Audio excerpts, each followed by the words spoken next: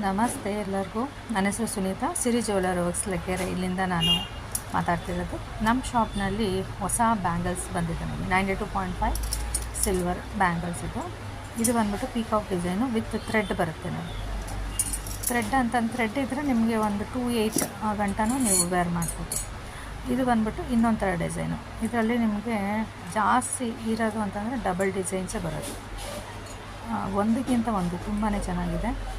ಆದರೆ ನೀವು same ಪ್ಯಾಟರ್ನಲ್ಲಿ gold ಕೂಡ ಮಾಡಿಸ್ಕೋಬೋದು.